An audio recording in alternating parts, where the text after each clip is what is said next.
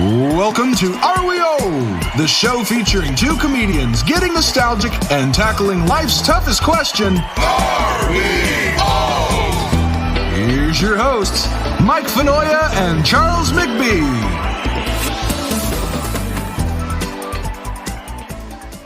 Yo, everybody. Welcome back to Are We Old? The podcast that me and Charles host, where we answer the question, Are we old? And get nostalgic on the side. How are you? What's happening, man? How are you, buddy? Good, man. Can't complain. I mean, I could, but who would care? Am I right? I can, but who's listening? Who cares? Am I right? Just say good. If somebody goes, how you doing? Just go good. Go, all right, you, and then walk away before they answer. You ever give somebody a real, like a real, answer? Somebody ever gave you a real answer? Oh, yeah. I get them all the time. Go, how you doing? Oh, I mean, where do I begin? You know, Just with good. That's where you begin and where you end. I mean, really. Small talk is its own language, man. Because there's a societal agreement that we've all kind of like just agreed to, but it's also so disingenuous and so disconnected. It's like, hey, what's up? It's like, I don't want to know. Neither do you. Answer with a question. Answer with a question. Doing? How you doing? Yeah. How you doing? How you doing? Yep. You know what we should honestly do? It should just be this. We're walking by each other. It's got me acknowledging you. Yeah. And you go, me acknowledging you. Yep. Done. Yeah. Hope you're good. Hope you're good. Go fuck yourself. Can I tell you what's really bad, almost worse than a real answer? What? Is a sarcastic, wonderful. When someone you go, how you doing? Wonderful. I mean, are you paying attention to the news? Oh. Wonderful. And it's like, ugh. Shut up. You piece of shit. You know what else I hate? I hate but like in reverse. So when someone else is pissed off about whatever societal thing and they automatically assume that you're going to have that same energy. Mm-hmm. So then they're just like, hey, how's it going? Like, almost like, all right. And I'm like, don't bring your fucking... No. I'm having a splendid day. I don't give a shit what's happening in the world. My day right now is splendid, and I don't want any of what you got coming. So, yep. No, I just had sex. Yeah. I don't want to talk to you. I don't care. I don't care who's president, senator, dog catcher. I don't care what you feel about it. The weather's always poor weather. Weather is just like, yo, I'm here every day, and you idiots still act like I'm the only thing to talk about. Yeah, I'm your default. If the weather could talk, you know what it would say? Get over it. Hey. Oh, get over it. Get over it. The weather's Italian. Hey, move on. It's December. You want original bastard? Of course it's cold. It's Christmas. Nobody told you to move to Nebraska in February. You want heat? Go to Hawaii. Man, nothing is worse. Can I tell you one of my least favorite things is when people get into what could be a potentially beautiful silent moment, like an elevator ride. Oh, yeah. And just that pressure to like be the Johnny Carson of the elevator. And now you got to win it. Mm-hmm. You got to make the comment. And what's one of the worst is when it stops on every floor and everyone collectively goes, oh, are we stopping on every floor? And now we're all a little micro society of fucking Siskel and Eberts that are gonna, the minute it and the door opens and all that one lonely person sees is a room, a little like silo of people laughing collectively and you're just like, oh, I hope the cable snaps on that card. I don't want to be in this. I hate it. I don't like it. Or when you're on the elevator and you're either trying to get to the lobby or whatever, and people are annoyed that other people are also, that the elevator is stopping on other floors before you can get to the lobby. I'm sorry, there's other people in this fucking hotel. My God, I know. There is no express elevator. There's the elevator. There are other people who are also trying to get to the lobby. You don't own the hotel. I'm sorry, Bruce Wayne, that you I know, don't have your seriously. own Yeah. secret tunnel. There should be elevator cars should be chosen based on your personality. Yeah. If you're just they should have quiet cars like there are on There trains. should be quiet cars. There should be quiet elevator cars where you just get on and someone goes, "I'm sorry, do you know?" And you point to the sign. Yep. You go, "Hey, I'll stop this I'll hit that button. I'll break your neck." Mm-hmm. Yeah, elevators are bad. Now, have you ever done this this year? I'm going to walk. I'm going to take the steps instead of do elevators. Have you done this? No. You know how people do this? The only time, you want to know when I do that? When the elevator's broke. At 1:00 in the morning when I'm in a subway and I look at the elevator and go, I might die in there. There's literally people living in that thing. Yeah, that elevator is now a shower. First of all, the elevator takes 3 hours to go from the street down to the subway and back up to the street, and you don't know what you're gonna get trapped in there. That's the only time I take the stairs. You have a look in your eye like I've seen things. You have PTSD now, dude. It's like Apocalypse Now in that thing. I never get in those elevators. I don't think I've ever once gotten in one of those elevators. In New York City. Some stops where you have to. I think one might be like Brooklyn Heights, like Clark Street, I think. And then I don't go to Brooklyn. Yeah, there you go. Yeah, I'm just like, yo, to be trapped in one of those.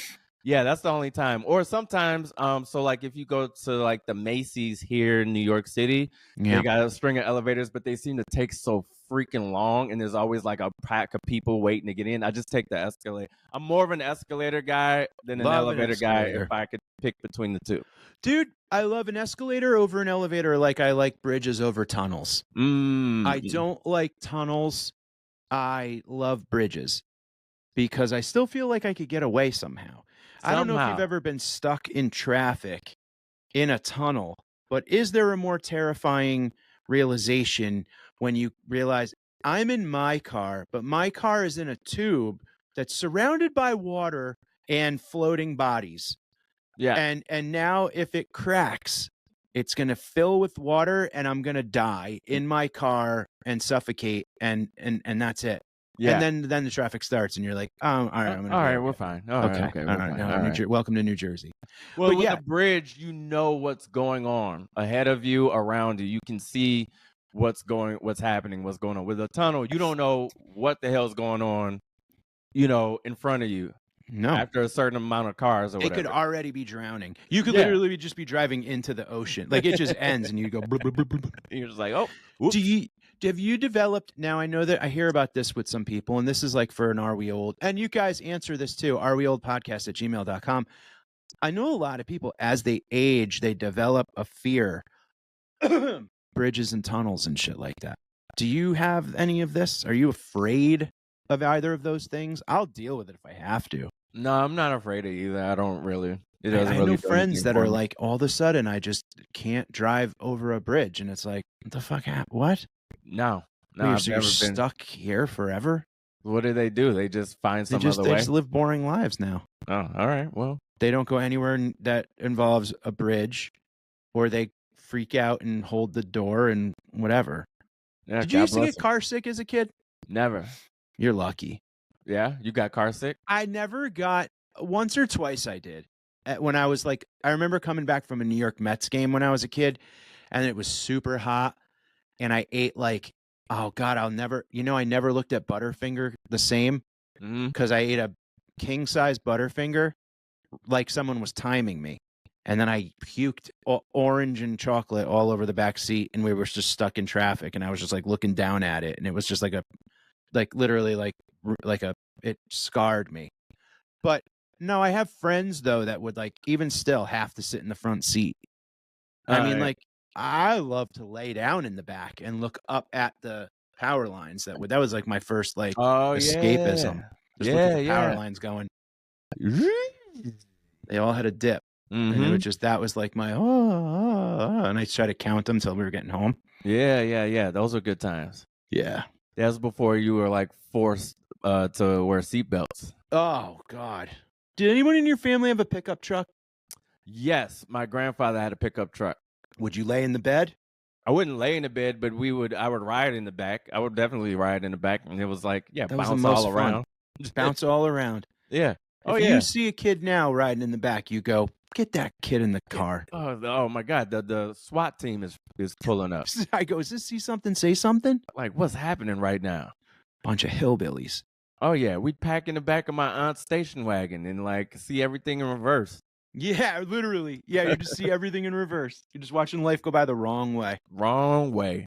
Buddy, I got some news for you. What's that? I don't know. Have you heard about John Mayer's recent purchase?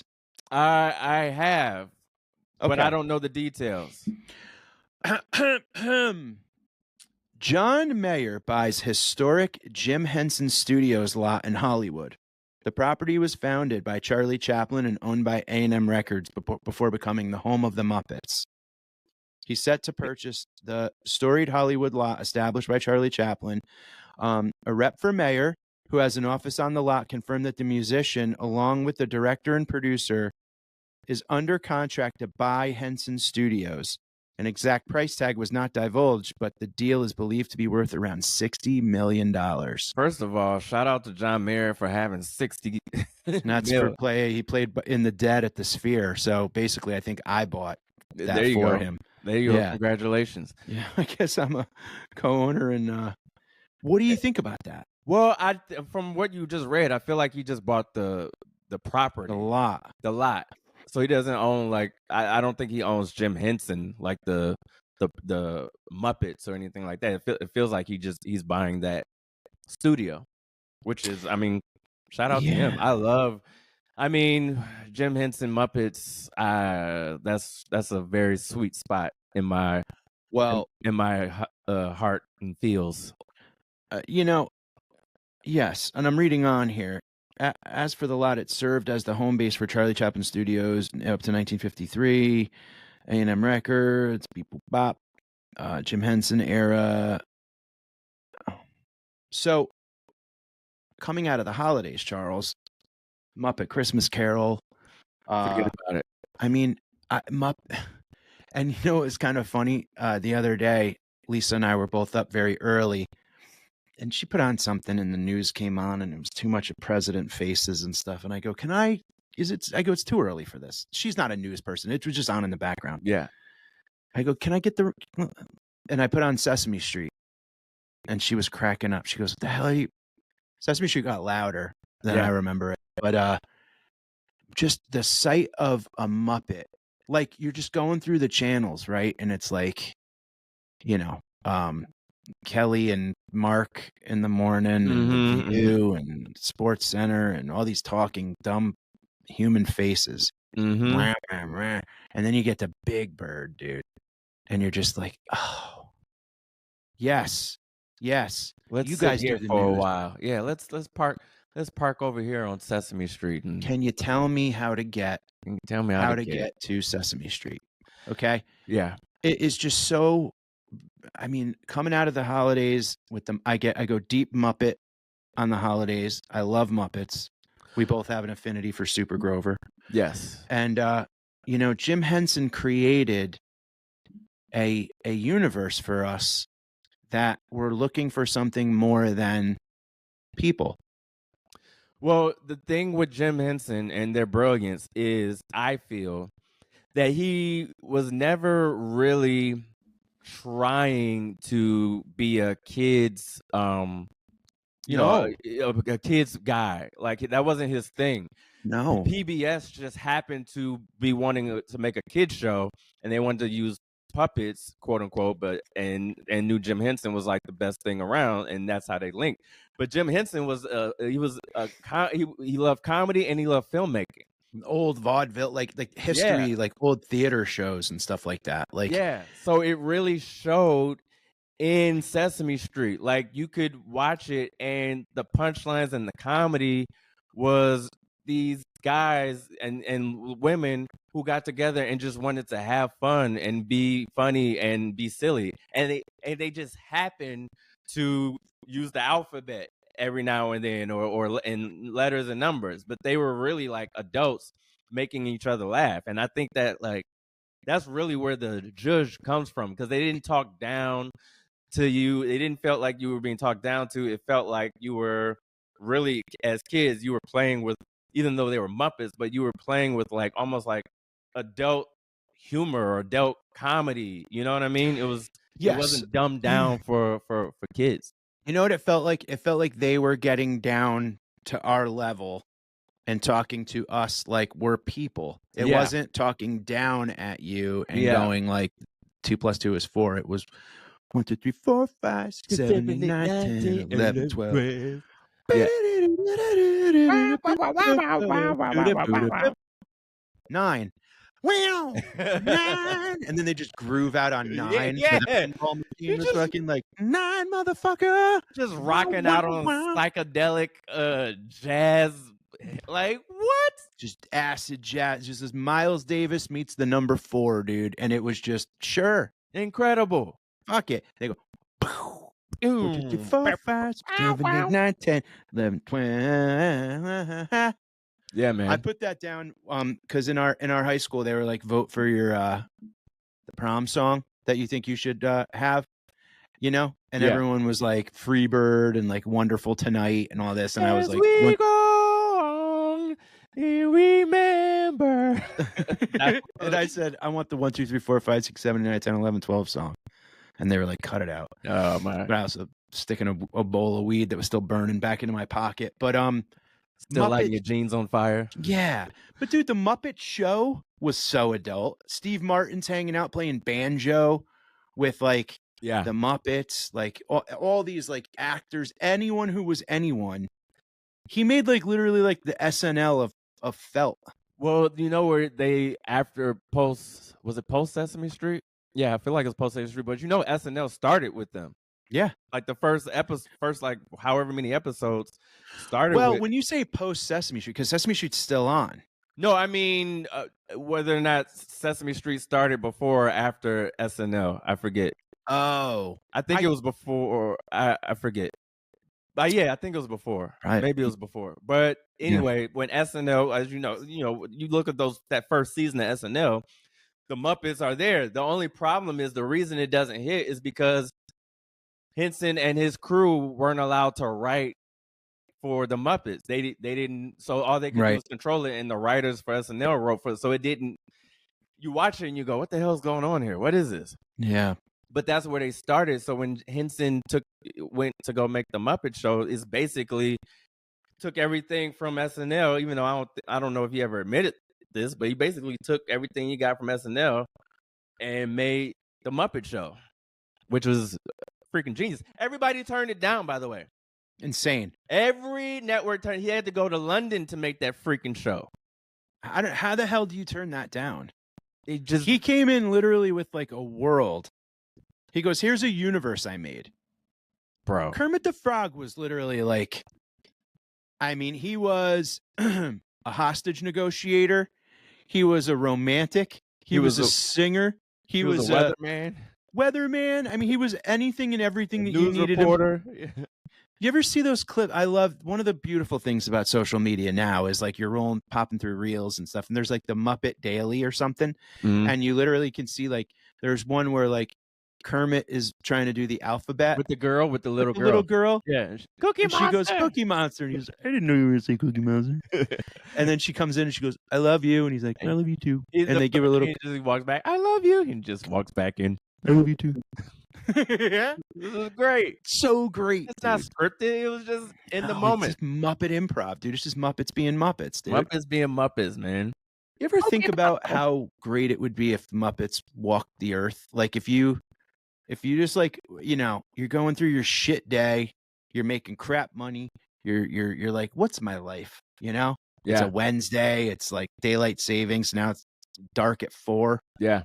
And all of a sudden you just turn the corner and like fucking there's Big Bird just hi. Just chilling. Hey. And you go, oh fucking there's Muppets, dude. Bro, this is I posted this. This is maybe a couple years ago, but I was in Central Park and there was a Big Bird there, but it was like some dude or whatever in some knockoff Big Bird costume. Yeah. And he was just like sitting on the bench, right? Like it was like the weirdest like thing you ever. But I posted it. I was like, this is what happens when you defund PBS. That's great. That's great. Big Bird's just like pulling butts out of like an ashtray. Oh man, it was a sad, sad scene. You know what I liked too about the Muppets and Sesame Street in particular was Oscar the Grouch, dude. Like, because I felt like he gave me this kind of like I felt like there was a period in my life, at a very like impressionable period in my life, where I'd look at people and I'd go, "What Muppet are they?" Mm-hmm. You know what I mean? So like, if there was a grumpy person in my life, I would just go like, it's Oscar the Grouch. If there was a chubby person that ate voraciously and disgustingly, I was like, it's Cookie Monster. Yeah. If there was someone that was like maybe a little bit like loud or in your face or flamboyant, I'm like, it's Big Bird. You know? Oscar is somebody that I related to more the older I get. Yes. Like, oh, I get it. Yes, 100%. I get it now. I feel like Bert and Oscar were like the two kind of jaded, pessimistic grumps of They're like the adult Muppets. Yeah, they were like, dude, you're a Muppet. Cut the fuck. You know what I mean? Like they would call it what it was. And I kind of really enjoyed when Oscar stuck to his like, leave me alone. Like, just get out of my face. I don't want to deal with this shit. Scram. Shut the lid. The lid would shut hard. Scram. I love that back then too. You could, I mean, this is, obviously it's a more sensitive era now. I don't even know if Oscar's even allowed to still be a Grouch anymore. I haven't seen it in forever. I would imagine like some of the stuff he was saying, like just back then, people nowadays would be like, "Oh, he might hurt someone's feelings." I know, seriously, like he's not inclusive. His garbage can doesn't have a sign that says like "Science is Science." The Grouchketeers, like just like had a bunch of kids and like with trash cans, lids on their heads, and they're just a like, bunch of grumpy children. It was like a cult leader all of a sudden. It was like, what is this? What the hell's going on here? Kids are grumps too. That's right, man. I know. It's kind of ridiculous that like I'm sure I don't know if Oscar's still. So we put it on the other day, and I will tell you, I don't have kids, and here's the thing, Charles, I don't know how adult people put up with kid shows like when they hate them. Not the kids, the shows. Yeah. Like if my kid, you hear parents go like, "Oh, Baby Shark, Baby Shark, baby," it's in the car all the time. Yo, that's one of the reasons why I can't have kids. I'll ironically maybe smoke a bowl or whatever and watch Sesame Street for like a minute and a half. But then it's louder now and it's very not adult. It's very like, I think it's like what I saw in that 5 minutes was like very like childish, babyish, more for babies, where I feel like kids were adults faster. Which we know that's true. Yeah. We were adults faster. So we had to deal with like, Mr. Fix-It died. Remember Mr. Fix-It died? Fix-It. Yeah. He died. Yeah, and that was a real thing that they had to, they didn't just like send him off somewhere. Like they were like, no, we're going to process no, it. he kicked it, dude. Yeah. And Luis and Maria like talked us through it. Bro, can we pause for a second? I don't care how old I was. I knew Maria was the finest thing this side of Sesame Street, bro. I had a crush on Maria so daggone hard. Did you? God. Oh my God. Wow. Maria. Woo. Maria. Smoke show. You loved her. Smoke show. Were you jealous of Luis? No, I wasn't jealous of Luis. I wasn't old enough to understand like jealousy or to think that I as a kid, I don't know how my brain worked then. I understood that I'm a kid and that this adult woman would never or shouldn't want a kid, but I still was a horny enough kid to go. When she came on, it was just this woman is a goddess. Wow. Yeah. Actually, back then okay, this is how I remember. This is how my brain worked back then. I knew enough that I was more attracted to, or I was more kind of into the fact that like that she was in a relationship with somebody. I never associated myself in the thing.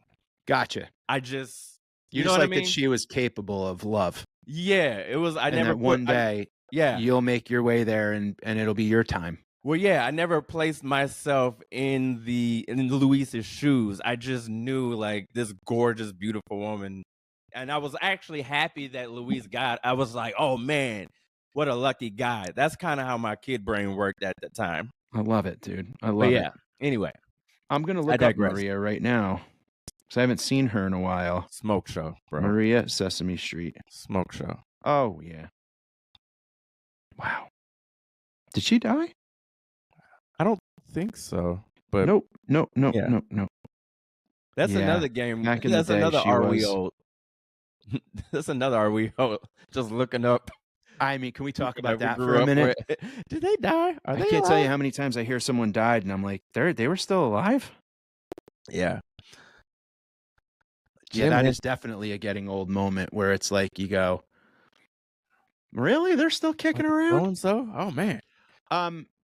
Do any moments on Sesame Street like stick out in your brain that like you remember like favorite songs or favorite like anything? Absolutely. Number one song, two songs. They could go either order. One is Ernie, If I Could Live on the Moon. Mm. If I could live on the moon. Favorite song. Especially the one he has one by himself and he has one with Aaron Neville. Yeah. Get out of here. I don't know much. That voice. Yep. Amazing. Second one song is I love this Everybody Sleeps. Everybody Sleeps. Yeah.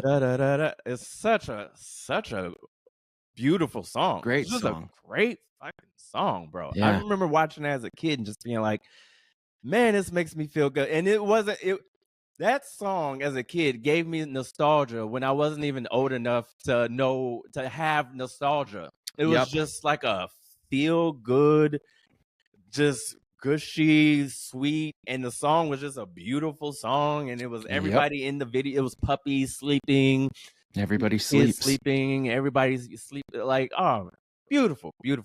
Yeah, those are the two songs. And moments. Anything as far as sketches, anything Grover in the restaurant with the patron who got mad because he kept messing up the order. The greatest. Charlie! And just running back.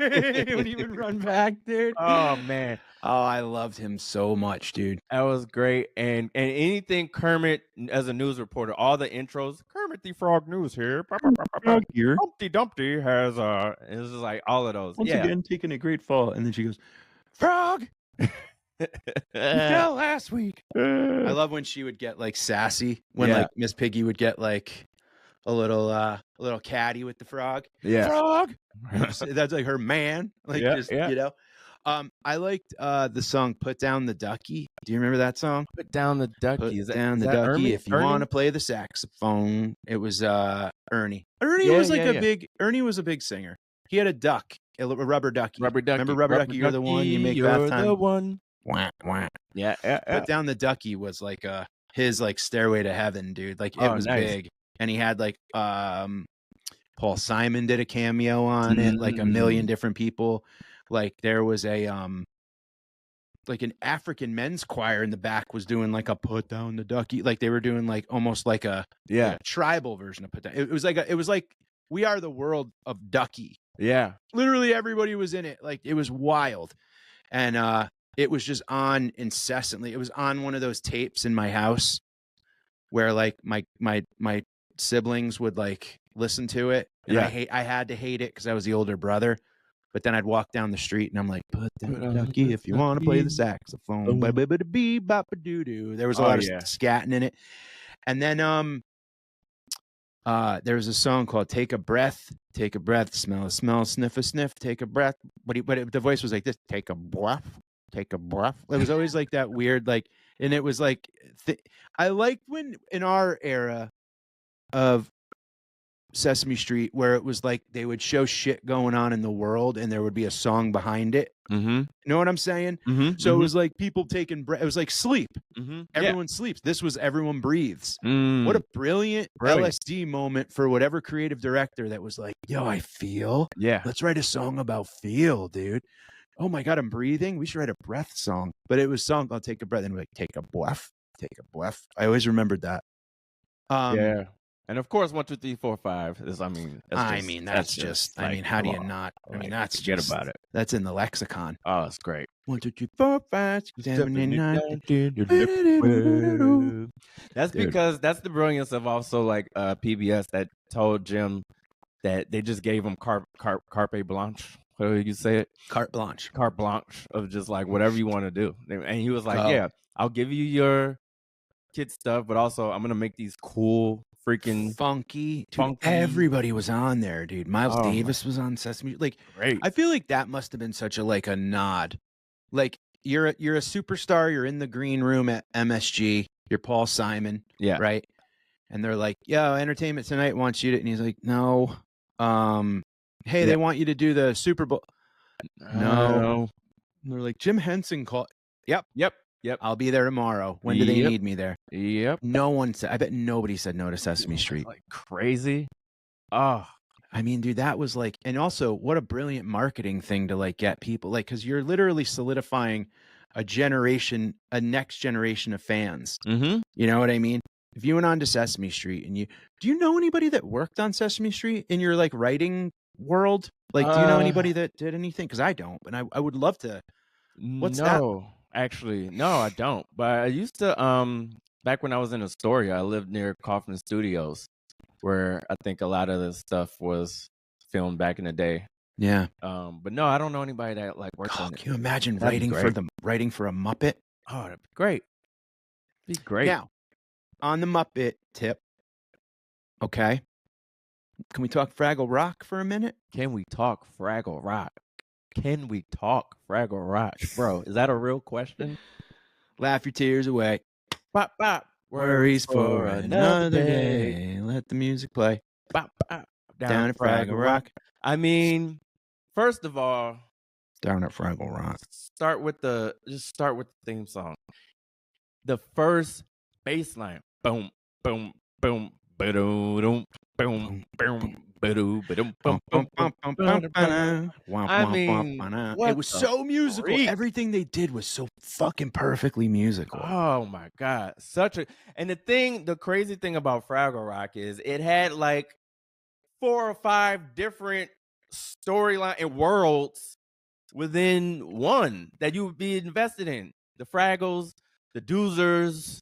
The Doozers, dude, they worked their asses off.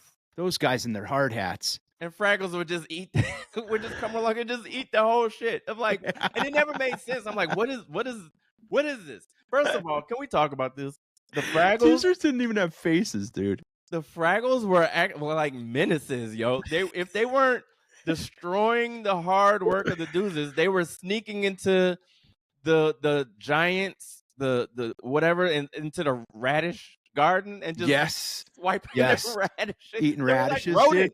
They really were. The Fraggles were basically hippie rats, dude. That was a commune.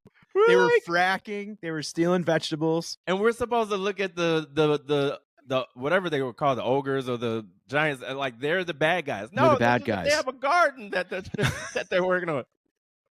Like, they're trying to do sustainable living. And these Fraggles are like, give me that shit. Red was my favorite Fraggle. Yeah. You remember Red with the pigtails? Of course. Yeah. Red was badass. Funky. She was a spunk. Yep. Now, do you remember the stoner one? Oh, yeah. Down in Fraggle Rock. Down in Fraggle Rock. Do you remember now? And you know what else they did? They made that dog crazy. Sprocket, right? Sprocket. Yeah. They made Sprocket bananas. They were like, yo, this and poor Sprocket. Like, I think about that with my dog, where it's like she sees something and I don't see it, and at first I'm like, "There's nothing there," and I'm like, "No, there's got to be something there. There's a Fraggle. I just don't see it. It's a Fraggle, for Christ's sake." Like, I watch my dog go cuckoo bananas over fucking chipmunks and shit. Mm-hmm. Sprocket must have been like yo, dude, You there's have no fucking idea. Fraggle. You have Muppet menaces living in holes in your wall. Crazy, bro. Crazy. What a Man, I weird wanted to world. rock out with the Fraggle Rocks, with the Fraggles so bad. They man. lived down underground, and they just lived, man. Just a bunch of hippies, just living, just grooving the fuck just out, man. going swimming and like Just chilling, chilling, stealing vegetables, eating eating little scaffolding. frackers. It's like whatever. It was fracker rock. Is really what it was. They were just boring holes into the earth, dude. Yep. What was going on in Jim Henson's brain, dude? Bro. That he was just like, yo, I got another idea. I got another one. I'm gonna make a sub world off of the world I already came up with. Underneath this dude, Uncle Travelin' Max, dude. Remember Uncle Travelin' Max on Fraggle Rock? He would just show up with all these like stories of like around the world. Around the world, man. He's just been around the world. Travelin' Max. He had all the stickers on his briefcase and shit. Yep. Fuck man. Yeah. Fraggle Rock, man. Yeah, it was some. Well, can we go? Muppet Babies taking things for you when you know what's kind of weird and you wish that you were there. Muppet Babies. I was a Muppet Baby head, man. Saturday morning, forget about it. I was there. Just close your eyes and make believe, and you could be anywhere. And they're shooting guns. That can we get philosophical for a second? For a minute. Close your eyes and make believe you could be anywhere. Like, you know what that's Jim Henson's. That's literally the headiness of that. He transcended. He's the smartest person in the world. Jim Henson is the greatest. He's the greatest. Just close your eyes and make believe, and you could be anywhere. And it was just like, dude, you know what? It was so great. It made being smaller than adults cool. Mm-hmm. The fact that everything was at like knee height, you couldn't even see. No, you just saw knees in stockings. Yeah, of stockings. It was just basically like nursery school. They were just hanging out. These cute little, Jesus Christ, they were great, dude. Mm-hmm. Muppet Babies were incredible. Another great intro song. I mean, who's writing these songs? Steven Tyler? Like, what the hell? Yeah. Baby. Then all of a sudden it turned into like a soda fountain 50s, like, like what? I think it was Jim Henson. I think Jim Henson wrote those songs. Bro. This is when we need an intern to be like looking shit up for us to go like, yo, who wrote the Jim? I'm going to look it up real quick. Look it up. Who wrote the Muppet Baby song? Muppet Baby. Muppet Babies theme song. When you knew what's kind of weird. Lyrics by Hank Saroyan. Date 1984. Boy, Hank, shout out. Shout out to Hank, man. Music by Rob Walsh. Lyrics by Hank Saroyan. Publisher. Hank Rob. Mad Muppet Melodies. Henson Associates. Oh yeah, man. God, dude.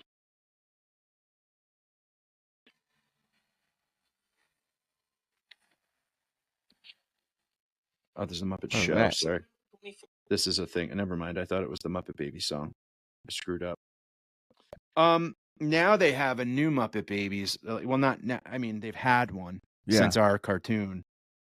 But, oh, dude, Little Gonzo was so cute. Such a cutie. Little Gonzo was amazing. Little Animal and Little Fozzie Bear. Ralph. Kermie. Little Piggy. They were so sexually aware, those two. What's the deal with those? I mean, Kermit and Miss Piggy were like the weirdest couple. They hated each other. They were in love. They gave in during the Muppet movie. You know, that's when he kind of came around and was like, oh, God, I love her. It's like, all right, let's do it.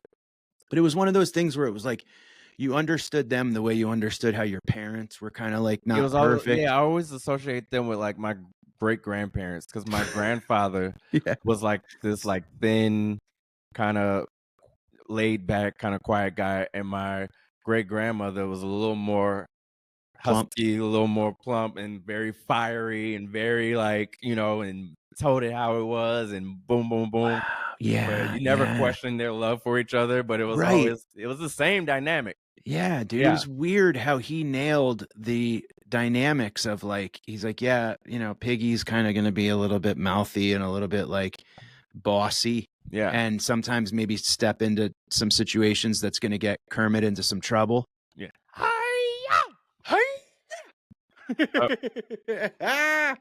Now, let me ask you this. PBS was a world unto itself where it had shows that were different than your normal cartoon. USA's Cartoon Express was like my cartoons. That was like Droopy Dog and Snagglepuss and Hong Kong Phooey, and which you could not make now. Right. And it was like a kung fu dog that was a janitor. No, hilarious, dude. He like would jump in the file cabinet. Yeah, and then jump come out of the file cabinet. Kung Phooey, faster than the human eye. Then but PBS, right? There was a period in my life where I almost kind of like got heavily into those shows on PBS, and they were like, one of them was called Square One TV. Do you remember this? No, I don't remember. It was a math show, and it was like they had like two cops that were math cops, and it was called MathNet, and it was like MathNet, and they were like they would solve crime. It was, I'll tell you what, I hate math with all my heart and soul. If I could have gotten rid of one, if I could talk to God, I'd be like, enough with the math shit. Enough, okay? Yeah, enough. Like, it's okay. Double the first number. That's what they got to tell us. And spring ahead, fall back, and we're good. Now, they made math fun. And they made math, and they had games and lasers and all types of laser games and shit. It was really kind of like but Square One TV was like a fantastic show on that channel. And also one of my favorite shows of all time followed Fraggle Rock, I believe. I think Where in the World is Carmen Sandiego? Where in the world is Carmen Sandiego? I mean, come on. We were little detectives, bro. Well, before we move on, if anybody remembers Square One TV and MathNet, areweoldpodcast@gmail.com. Where in the world is Carmen Sandiego? Let's get into it. I mean, bro, Where in the world is Carmen Sandiego? Such a great concept, such a great show. Also, another phenomenal theme song. I mean, it was like we learned geography based on this show. Looking for Carmen. And dude, for Carmen. Yeah, great, man. That was a great show. Great logo too. Yeah, I watched it every day. Loved Where in the World is Carmen Sandiego. Where in the world is Carmen Sandiego? And you know what's funny? It's a great song, but that's the only line I can call to reference at the moment. Oh yeah, I know the melody, but I can't sing the lyrics. Yeah. But I mean, PBS had a couple of like really cool. They had great ones. Carmen Sandiego was phenomenal. Ghost Rider, phenomenal. Oh yeah, on Ghost Rider. Ghost Rider. Mm-hmm. I mean, every episode had to watch it.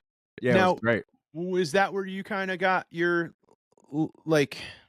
When did your love of like? I don't want to say education because that sounds so. It's the worst.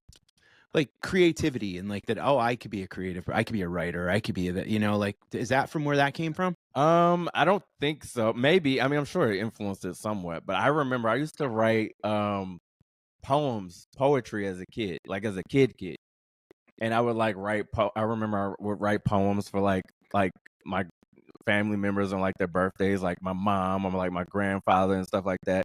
But my creative bone came from TV in general, like just all encompassing TV, music, and movies, like all encompassing.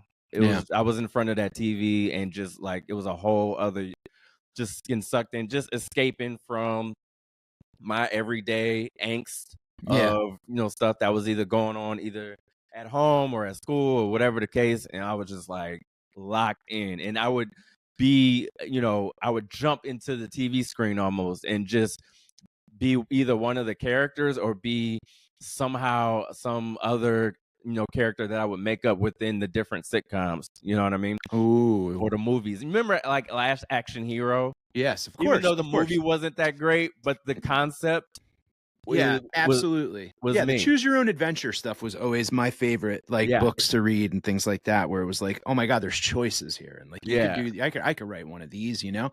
It's funny that you say that because I was thinking about it as you were answering too, like it would be a release. It would be like a writing for me as a kid was I would I don't know who gave it to us, but we just like acquired a typewriter. And I don't even remember it working well, but it worked well enough that we were Mhm. able to like, I could use it. And it was not anything like it was a big, heavy, it was like a bowling ball size, like it weighed a ton. But what I would do is I'd watch sports games and I would be a sports writer. Like I would like report on the games. So I'd like watch a hockey game Yeah. and I would just like whatever was on. The Bruins was like local. So like, channel 38 always had Boston sports. So I would like put on a Bruins game and I would just like sit there and like write what happened Oh, that's as it was awesome. happening. And then I'd like bring it to school and like, That's awesome. I don't think I'd ever show it to anybody, but it was something that I don't know. I just became a reporter. Like, and that That's like taught me great, dude. a lot about like adjectives and like different, like, oh, like, I try to like explain how they skated and how they're Mhm. shot and like, whatever. And like, I definitely think that was like the first thing that I thought. I But then remember. Oh, go ahead. no, go ahead. I remember watching the NBA Inside Stuff back in the Yes. day. That was Oh, like God. similar. It was like, it was ESPN-ish, but for kids. I love SI for Kids was like one of my favorite things. Sports SI Illustrated for for Kids Kids. was Yeah, yeah, yeah. incredible. Yeah. And Skate TV was big for me too. It was like skateboarders and stuff. Like, that was a show that I loved. But yeah, it's always interesting to like, so you were kind of like writing like a spec script as a kid. You're like, Yeah. oh no, I'm in the show, or I'm Joey, and not friends, but whatever. Like Yeah, I'm yeah, this, yeah, yeah. I'm this person, that person. It's so cool to like think about like as a kid, and then what we do for a living. You know what I mean? Like, Yeah, man. like I look at like sometimes I stop and think about like 7 seasons I've been working on Impractical Jokers, and like how wild that it's like it's a hidden camera show. It's just like literally just like it's a dream job. Yeah, man. And Dude, I'm just last night, shout out to Gotham Comedy Club here in New York City. I was at Gotham. one of the best ever. I was dropping in. Shout out to Andrew. He, asked if I wanted to do a guest spot. So of course, dropped in, and it just so happened that Jim Gaffigan, the great Jim Gaffigan, was also doing a drop-in spot. And of course, Gaffigan goes on as soon as he gets there, whenever he wants, as he should. And Andrew goes, "Hey, Gaffigan's here, so he's going to go on next. Can you go on after him?" I'm like, "Sure, put wherever you want." And there was it was fine. And I've performed with Jim Gaffigan a million times, and he's a great guy, yada yada yada. But the point is, there was a point in the night, and I think me and Harrison were talking about this, or Harris Stanton was talking about this last night, where you do take it in and go, "Hey, numbnuts, you're about to follow Jim Gaffigan in New York City at one of the top comedy clubs in New York City. In the world. In the world. Yep. Like, that's not... I know. Don't... I know. You know? I know. I mean, it's just... We have to remind ourselves to remind ourselves. Yes. Every now and then that you do this, like, holy shit thing. Like, stand-up comedy as a actual choice of something to do first hit me when I watched Jerry Seinfeld's documentary Comedian. Yes. And I remember I watched it at like a Yale theater in New Haven. And I remember I went with my friend and I was watching it with her and I go, I want to do that. Like this, I didn't know you could do this. Yeah. I thought comedians were from another planet. I had no idea that you could do this. And I remember taking a drive down to New York and I just like drove by the Comedy Cellar, drove by, Boston Comedy Club, drove by, what's it called? Was on, was it not Catch? Comics. Oh, on 14th. Yeah. Yep. R.I.P. Right. And then, that's gone. Caroline's and Gotham. And I drove by all the comedy clubs, Stand Up New York, the Strip. And I went into the Strip and I watched a show Brian Scott McFadden, our friend, was on it. And I'm just like dying laughing at him. I think Nick Griffin was on that show. Natterman, a couple other folks that like, I mean, it was just like, and these are my friends now. And you do it. And I remember the first time I did stand up was at Caroline's. And then a couple times later, I would try. I always had a thing about, I didn't want to go to these places until I was like working at them. I felt weird just walking in and going like, hey, I'm a young comic. I didn't have that. I didn't have that, I remember the balls, whatever the hell, I don't know. Didn't have the need to just go and be like uncomfortably weird because I had other jobs. Like I'm not going to go hang out at a fucking office park and be like, one of these days I'm going to work here. You know what I mean? Yeah. So, but then you start working at these places and like, you know, growing up with my grandfather going, Dave Attell, watch this guy. He hangs out all night with garbage men and he's hilarious. And then I'm like, Dave asked me to go out with him for on the road. And it's me and him doing shows together. And I'm just like, what the hell? It's happening. Did you ever, was your grandpa alive? He's still here. He's still here. alive. And did you ever tell him like, hey, I'm going out with Dave Attell? What was his reaction? in grandpa language, that's big. I'm very proud of you. Yeah, that's it's a big deal. You know, I was losing some weight, and my grandfather goes, "No. People don't laugh at skinny people. Stay fat." And I was like, "I was fat," and he's like, "Yeah, you know what I mean." But no, it's just like, and you have that thing of kind of like, and the Jokers was the show that like my wife and I watched as like a date night, and then I get to know the guys. Now I'm working on the show, opening for them at Radio City and all this. And I'm just like, what the fuck? Yeah. If you do it, but you're right. You have those moments and it's hard because we have these incredible moments that when we're wrapped in our own dumb heads, we don't realize it. But these are the things that when you go talk to civilians and they're like, wait, you were on a show with Jim Gaffigan last? I just paid $300 to go see him at the casino. And I'm like, yeah, I watched the whole thing for free. You know what I mean? Yeah, it is wild. It's cool. Good on Harris to like point it out to the to you all. Yeah, man. It was great. Yeah, great times. Folks, thank you so much for hanging with us for another episode of the Are We Old podcast. We love you guys. And send us a line, areweoldpodcast@gmail.com. What do you want to hear us chat about? Join the patreon.com/areweoldpod and follow us on the socials at Charles McBee, at Mike Fenoya, at Are We Old. Stay young, everybody. Peace.